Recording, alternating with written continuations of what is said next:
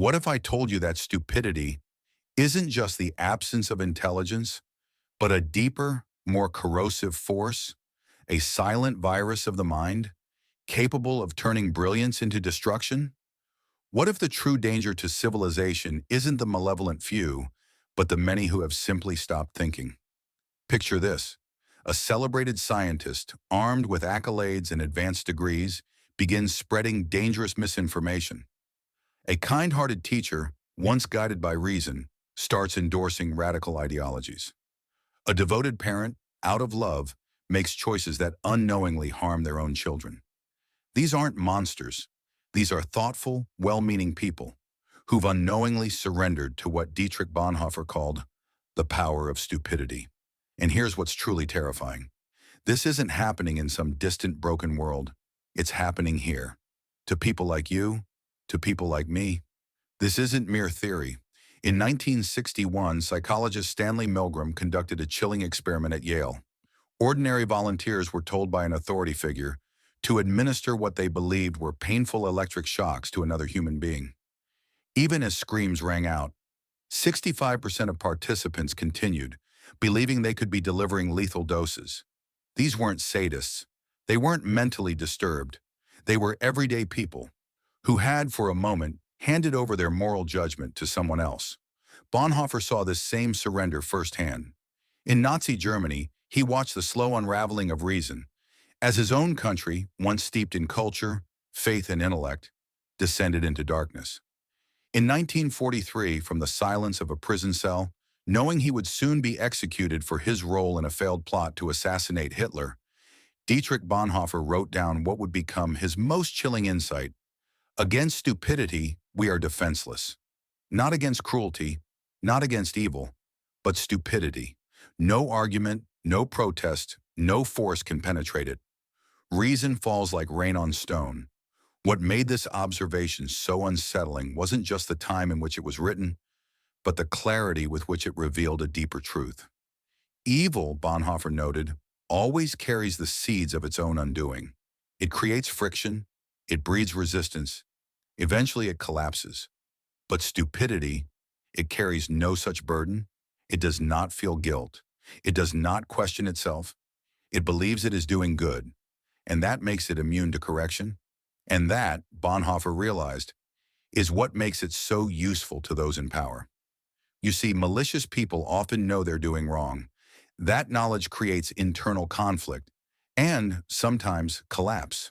But those gripped by functional stupidity, by willful ignorance, truly believe they're on the side of truth. They march in the name of justice. They shout with conviction. They obey without hesitation. This isn't accidental. In the modern world, power doesn't need to silence you. It just needs to make thinking inconvenient. Bonhoeffer wasn't talking about intelligence. He wasn't talking about IQ or education. He was describing a deeper phenomenon, what we might now call functional stupidity, the refusal to think critically, not because one can't, but because one won't. In his letters from prison, he wrote, "The fact that the stupid person is often stubborn must not blind us to the fact that he is not independent. In conversation with him, one feels that one is not dealing with him as a person, but with slogans, catchwords, and the like that have taken possession of him." This was Bonhoeffer's revolutionary insight. Stupidity in this form doesn't arise from individual failure, but from systemic pressure. We are not incentivized to think. We are trained to react. Social media profits when we respond emotionally. News platforms thrive on outrage. Politicians win with empty slogans. Corporations profit from our distraction. The more overwhelmed we become, by debt, by noise, by endless information, the more seductive intellectual surrender becomes. Economists call it rational ignorance, a cold phrase for a terrifying truth, that it's often more efficient to remain uninformed than to do the hard work of understanding. But what begins as individual convenience ends as collective catastrophe. This is exactly what Bonhoeffer saw in Germany. The collapse of independent thought, the rise of obedient minds, the triumph of stupidity, not because people were weak, but because the system made thinking both difficult and dangerous. And so the great warning remains. Stupidity isn't just a personal failing, it's a social disease, one that thrives in silence, feeds on fatigue, and flourishes when truth becomes inconvenient. In the 1950s, Leon Festinger uncovered a truth that cuts to the core of how our minds protect themselves. His research on cognitive dissonance showed that when people encounter facts that clash with their beliefs, their brains don't calmly reconsider. They resist. They fight to reject the new reality. But here's what Dietrich Bonhoeffer understood long before modern psychology confirmed it. This resistance grows stronger when people are stressed, overwhelmed, or feeling economically insecure. Exactly the conditions our society now creates. Bonhoeffer saw that stupidity often flourishes in groups. He realized something profound. Stupidity isn't just a psychological problem, it's a sociological one.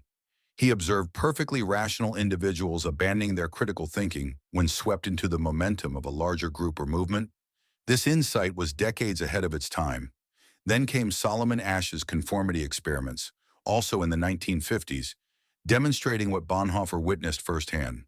When surrounded by a crowd giving obviously wrong answers, 75% of people would conform at least once, even knowing the group was wrong. Now imagine how this dynamic unfolds in the digital age. Social media algorithms craft echo chambers that make this surrender easier than ever before. A 2018 MIT study revealed something shocking. False information spreads 6 times faster than truth online. Why? Because lies often feel simpler, more emotionally satisfying, while truth demands nuance and effort. When someone shares misinformation that confirms their worldview, they're not just mistaken. They're part of a system that rewards intellectual shortcuts over deep analysis. The algorithm feeds them more of the same, creating echo chambers that act like intellectual quicksand. Have you ever noticed how your social feed seems to show exactly what you want to see? That's no coincidence. It's the architecture of chosen ignorance in action. History offers us endless examples of this pattern. The Salem witch trials weren't led by evil monsters, but by devout townsfolk who believed they were protecting their community. The Red Scare of the 1950s wasn't driven by malice, but by patriotic citizens convinced they were defending democracy. In each case, intelligent, educated people surrendered critical thinking to group consensus and emotional certainty. So if our minds and systems are rigged against us, how do we fight back? Bonhoeffer believed the answer lies in what he called costly grace, the courage to think independently, even when it hurts, even when it's lonely, even when it's dangerous. But today, we know the battle is bigger. We aren't just up against social pressure. We're fighting millions of years of evolution and billion-dollar algorithms built to exploit our mental shortcuts. On an individual level, the key is what psychologists call intellectual humility, the willingness to admit what we don't know, to question ourselves before judging others, and to embrace complexity over easy answers. The first step is recognizing that our knowledge is always incomplete, always provisional, and often wrong. This means we don't avoid information that challenges our beliefs, not to punish ourselves, but to test if what we hold on to is truly worth holding. Here are some concrete practices to build your daily resistance against intellectual surrender. First, cultivate intellectual friction. Set aside time each week to engage with thoughtful arguments from those who disagree with you. Not necessarily to change your mind, but to see if your convictions can endure the heat of honest scrutiny. Second, embrace what we might call productive ignorance. When you find yourself absolutely certain about something, ask yourself, what evidence would change my mind? If you struggle to answer, that's a glaring warning sign. Third, slow down before sharing. Before posting anything online, pause for just 60 seconds. Take the time to verify it from an independent source. That small pause can disrupt the vicious cycle of algorithms feeding on our emotional reactions. Finally, practice saying, I don't know, when you really don't. In a world that rewards confident ignorance over humble uncertainty, admitting what we don't know becomes an act of radical courage. But individual habits aren't enough. We need structural change, systems that make intellectual honesty easier and more rewarding. That means demanding transparency from social media platforms about their algorithms, how they curate what we see and why. It means funding public media literacy campaigns to teach people how to critically evaluate sources and evidence. It means redesigning online spaces to reward intellectual humility instead of tribal certainty. Most importantly, it means building economic policies that ease the stress and insecurity, making us vulnerable to mental shortcuts. When people aren't consumed by fears about healthcare, housing, or job security, their minds have more bandwidth for careful, reflective thought. Bonhoeffer's theory was brilliant for its time, but here's what he couldn't have known. This isn't just about moral surrender or social pressure anymore. Modern neuroscience reveals something far more unsettling. Our brains are wired to slip into functional stupidity. Think about it. Bonhoeffer saw Nazi propaganda spread through newspapers and radio broadcasts. But today we face a threat exponentially more dangerous. Social media algorithms that know exactly which psychological buttons to push.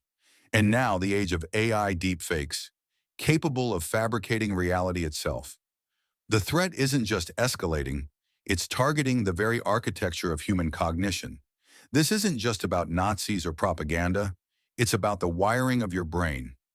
Our minds evolved to value speed over accuracy, to trust familiar voices over strangers, and to seek out information that confirms what we already believe. These were survival tools, adaptations that helped our ancestors make split-second decisions when hesitation could mean death. The frightening truth? No one is immune. No matter how intelligent or educated we believe ourselves to be, we are all vulnerable. This is the very mechanism Dietrich Bonhoeffer described. When people feel threatened and uncertain, they become drawn to explanations that sound authoritative, stories that simplify complexity into neat, comforting narratives. But here's the vital insight that makes Bonhoeffer's warning more urgent than ever before. We're not just up against human manipulation anymore. We're confronting systems engineered by artificial intelligence, algorithms designed to exploit our cognitive blind spots with surgical precision. Every click, every pause, every emotional reaction, analyzed, dissected, weaponized, chipping away at our capacity for independent thought. We witnessed this in real time during COVID-19. Doctors, engineers, lawyers, people with proven analytical minds began spreading discredited theories about vaccines and treatments. These weren't failures of intelligence. They were failures of intellectual independence under unprecedented pressure.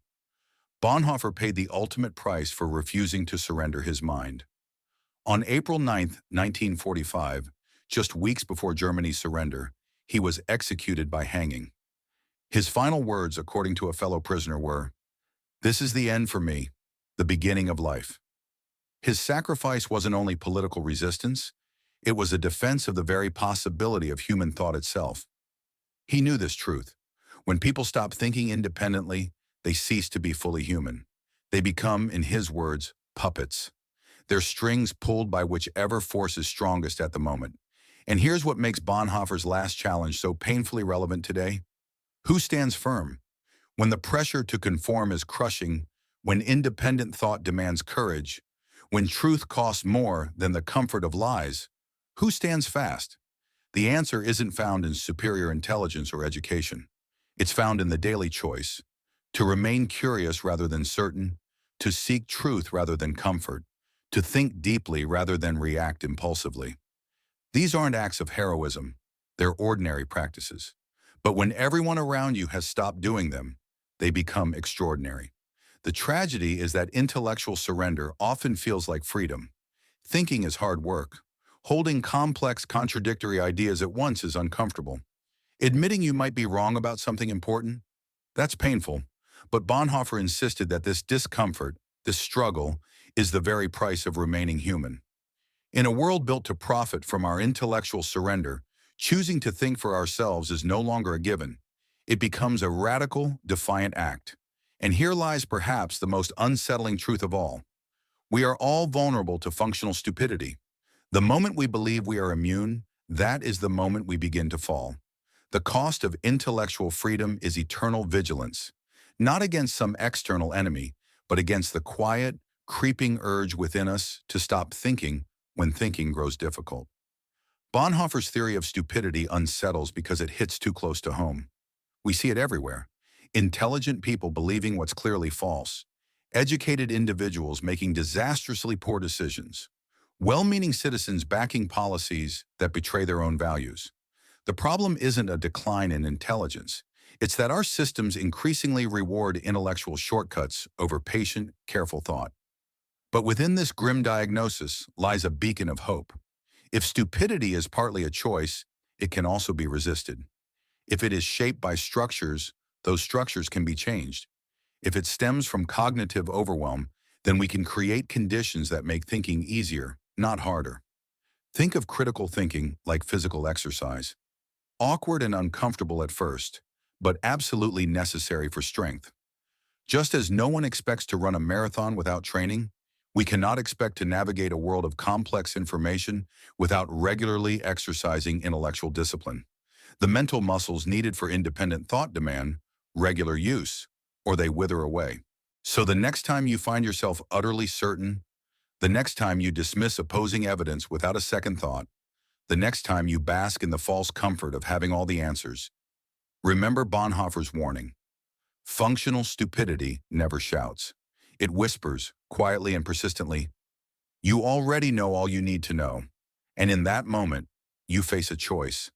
Will you surrender your mind for the ease of certainty, or will you take the harder path, the path of intellectual independence? The question Bonhoeffer leaves us isn't whether we're smart enough to avoid stupidity.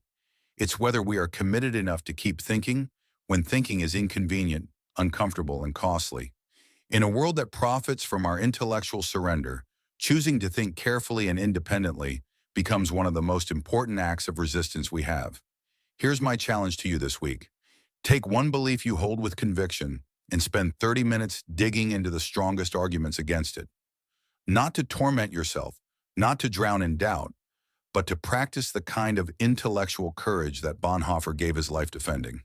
If your belief stands firm under honest scrutiny, you'll hold it with deeper confidence. If it doesn't, you'll gain something far more valuable, a clearer understanding of the difference between conviction and truth. The future of human dignity may well depend on how we answer this challenge, not just as individuals, but as a collective. If this video has unsettled something you thought you knew for sure, that's not a weakness. It's the first step toward intellectual courage. Share this with someone who isn't afraid to dive deep, someone willing to sit with discomfort, to wrestle with difficult questions, because in a world engineered to profit from our intellectual surrender, the simple act of thinking carefully becomes the most vital form of resistance. And here's what I want you to carry with you. Every time you choose curiosity over certainty, evidence over emotion, deliberate thought over rapid reaction, you're not just protecting your own mind, you're standing guard for the very possibility of human wisdom in an age drowning in artificial stupidity. So tell me, what's one belief you're willing to question this week? Drop it in the comments below. And together, let's commit to being the kind of people who stand firm when everyone else has stopped thinking.